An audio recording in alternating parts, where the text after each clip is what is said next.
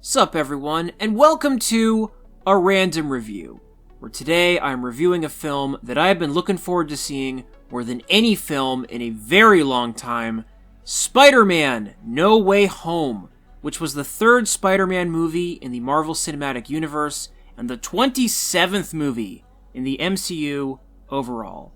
And I saw this in the theater shortly after it came out, and because my reviews are spoiler-free, unless stated otherwise, or unless I forget to say so, I will not be mentioning the big, giant thing about this movie that made me so eager to see it in the first place, which got leaked before it came out, because it's supposed to be a surprise. For instance, it was not featured in the trailer or any of the ads for this movie.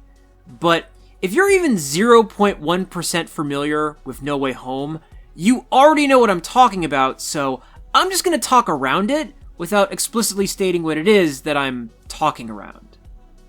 This movie picks up immediately after the end of Spider-Man: Far From Home, in which Spider-Man, played by Tom Holland, and MJ, played by Zendaya, are reeling from the fact that J. Jonah Jameson has revealed to the world that Peter Parker is Spider-Man, which sets off a chain of events in which Peter goes to visit Doctor Strange to see if he can improve his life via magic. And one thing leads to another, something goes horribly wrong, and before you know it, a bunch of classic Spider-Man villains are suddenly attacking the city. But not just any villains, villains from the previous two Spider-Man cinematic franchises. You get to see Doctor Octopus, Green Goblin, and Sandman from the Sam Raimi Spider-Man movies, and you get to see Electro and the Lizard from the Amazing Spider-Man movies. And the best part is that they're all played by their original actors who played them in those movies. So, this is a crossover movie, and I'm a firm believer that crossovers are only really impressive when they're hard to do. When they require, for instance, different studios from different companies to actually work together.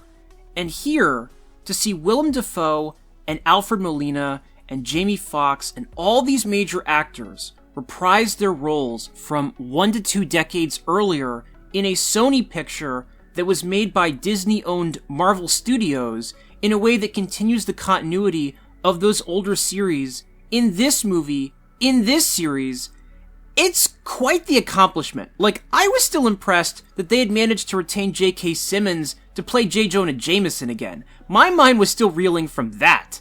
The fact that they got all of these other people to come back too, and that it works, that No Way Home manages to juggle all these pieces from 3 separate Spider-Man franchises without it ever feeling forced or gimmicky, without it ever feeling like anyone was acting out of character, and without it ever feeling like any of them weren't getting enough attention, it's insanely impressive. It would have been so easy for this movie to either be a clunky mess or for it to have never been made in the first place. It took so many factors to align for this to be functional. And yet, it totally is, amazingly. One of the best things about this movie is that it brings this humanity to everyone, including the villains.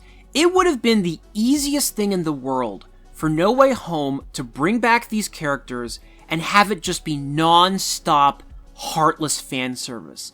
This easily could have been like Rise of Skywalker, where every 5 minutes was the film going, "Hey, remember this guy? Remember Doc Ock? Well, he's back, and he hasn't changed at all. He's exactly the same." Well, here, they expand on everyone's character. No Way Home keys in on something that is unique about the Spider-Man universe, which is that most Spider-Man villains aren't really evil. In fact, most Spider-Man villains become villains by accident. They fall into a vat of eels, they get doused with chemicals that make them unstable, their science experiment goes horribly wrong, etc., etc., etc. The actual number of Spider-Man nemeses who are objectively bad people, who set out to get strong so that they can wreak havoc on the world, is very small. And so, in this movie, when Peter Parker is tasked with dealing with these villains who he's unfamiliar with, instead of just dispensing with them, which would have been the easy thing to do, he decides to try to reform them. He tries to change them and make them better people, which is a step that you routinely do not see in superhero movies. The amount of compassion that's shown to the antagonists in No Way Home is admirable. This movie does not want you to hate any of the bad guys. It wants you to recognize that they're only the way they are because of chance, because of unfortunate life events, which is of course true for a lot of people in real life. And what's critical is that it manages to make them more sympathetic without also absolving them of their actions, which is the terrible mistake that lots of fantasy stories make when they try to humanize their villains. I've seen plenty of fantasy stories where they go overboard with it, and they're like, well, he blew up the school, but his father left him as a kid, so I guess it's okay. And you're like, what? No, it's not. Stop it. Like, come on. No Way Home doesn't do that. It conditions us to see these villains as real, if eccentric, people with issues, which is a good thing. But it doesn't stop us from also recognizing that these villains are still very dangerous, and that they do need to be stopped, even if not lethally, preferably. I'll tell you, though, what my favorite thing about this movie is, outside of the big giant thing in this movie that I'm still not going to talk about, in which there's also a tremendous amount of compassion shown, on top of establishing that it's human to face trauma and for it to be something that you're still processing and struggling to come to terms with, even if you're a superhero.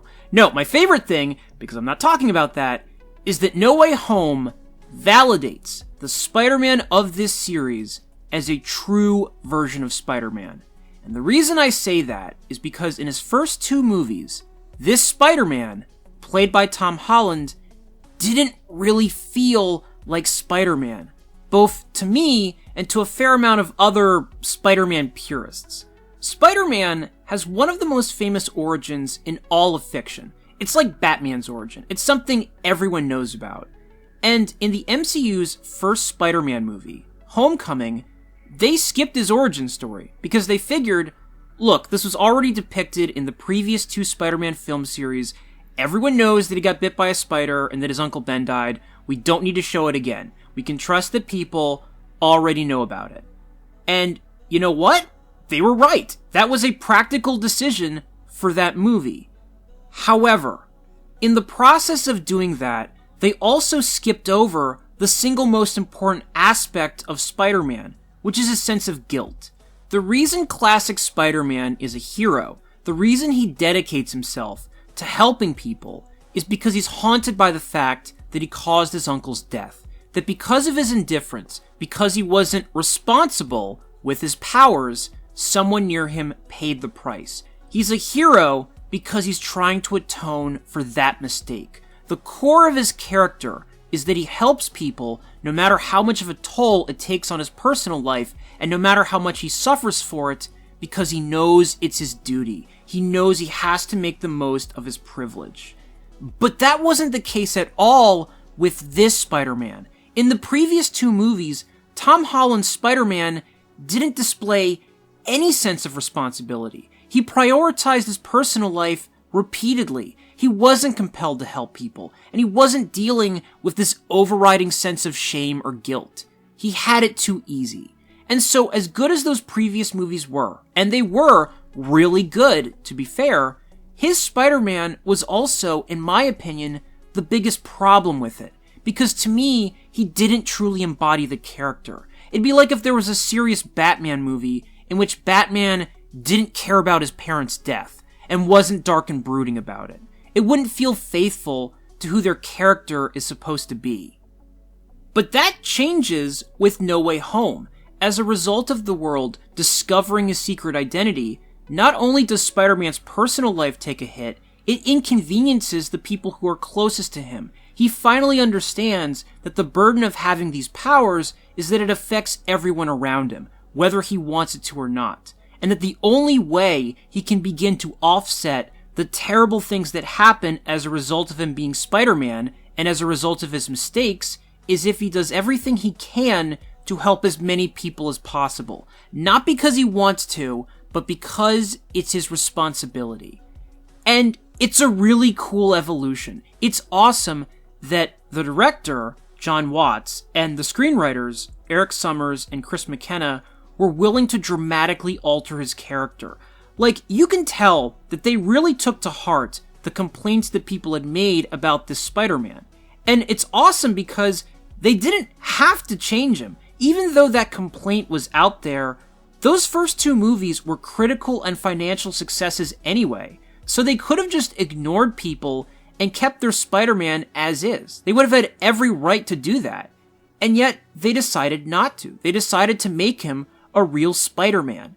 And as a result, as weird as this sounds, because I know he had been in a bunch of movies before this, when this movie ended, I came away feeling as if I had seen this Spider-Man's origin story. To me, this was the first time that he actually felt like Spider-Man, and not Tony Stark's understudy.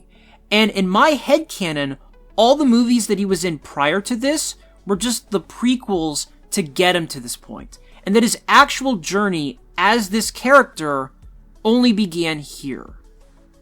Now, normally, in these reviews, this is the part where I start to focus on the negative aspects of what I'm reviewing, and where I think they made a mistake, and what holds it back from being as good as it should have been.